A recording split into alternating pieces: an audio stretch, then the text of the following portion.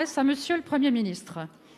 Monsieur le Premier ministre, mardi 17 novembre, vous répondiez à ma question en commission d'enquête parlementaire Covid. Je vous cite : vous avez évoqué un traitement précoce ? Je ne sais pas de quoi il s'agit. En tout cas, je n'en connais pas. Vous feigniez alors d'ignorer l'existence de centaines de médecins qui soignent leurs patients avec des traitements qui fonctionnent. Oui, des traitements ambulatoires précoces. Chaque jour, des médecins y ont recours en toute responsabilité. Monsieur le Premier ministre, ma question va être précise. Allez-vous mettre enfin les moyens pour la prévention, notamment la vitamine D et les thérapies précoces contre la Covid, à la hauteur du zèle que vous mettez pour vacciner et limiter les libertés des Français ? Merci. La parole est à Monsieur Olivier Véran, ministre des Solidarités et de la Santé.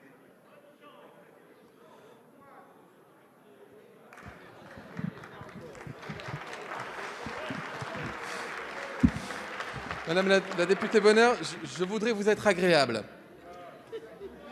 Je vous jure que je fais mon maximum. Madame la députée Bonheur, vous avez tour à tour dans cet hémicycle vanté les mérites de traitement dont même les auteurs considèrent désormais qu'ils n'étaient pas efficaces.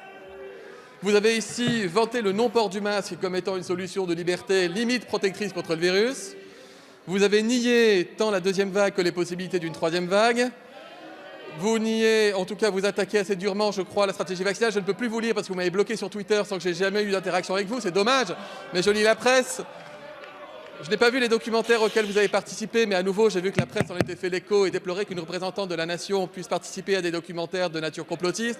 Madame la députée, chacun est libre dans cet hémicycle de son intervention. Je suis libre de mes réponses, vous l'avez.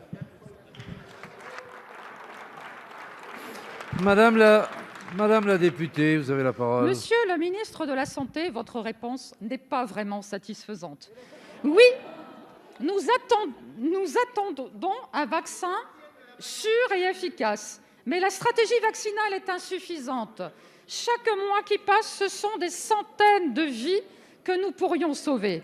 Vous continuez à nier, pour des raisons qui vous échappent et qui échappent aux Français, le droit de chacun à être soigné. Inde, Brésil, République dominicaine, Argentine, pour ne citer que, ces pays utilisent l'ivermectine, l'azithromycine et l'hydroxychloroquine, la vitamine D et le zinc. Les hôpitaux restent vides dans ces pays.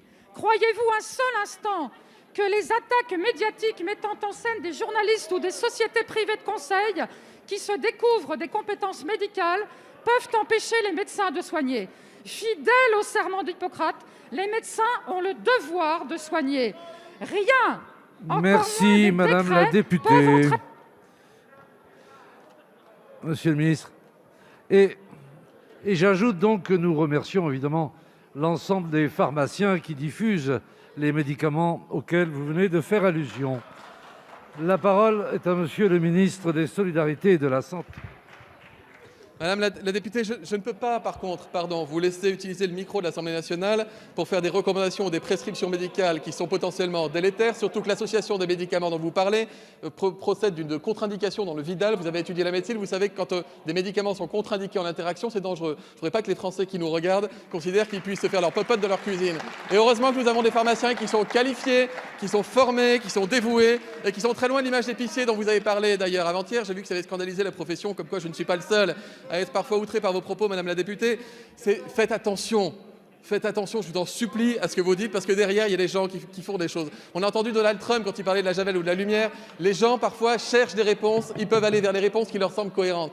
Madame la députée, même le président Jair Bolsonaro au Brésil, dans une conférence de presse il y a 4 jours, a dit « Au pire, j'ai donné des placebos et je n'aurais tué personne, Madame la députée ». Vous n'êtes désormais plus que la seule, aujourd'hui, en politique, à porter ce discours. On va avancer sur la recherche thérapeutique. Évidemment qu'on accompagne les médecins. Il y a l'oxygène, les cortisones, il y a les anticoagulants, la vitamine D, il y a des études intéressantes, même sur l'ivermectine, des études qui sont en cours, les anticorps monoclonaux, peut-être les interférons, des médicaments. Attendez, Madame la députée, que la science ait démontré qu'ils étaient efficaces et pas dangereux pour l'homme, s'il vous plaît.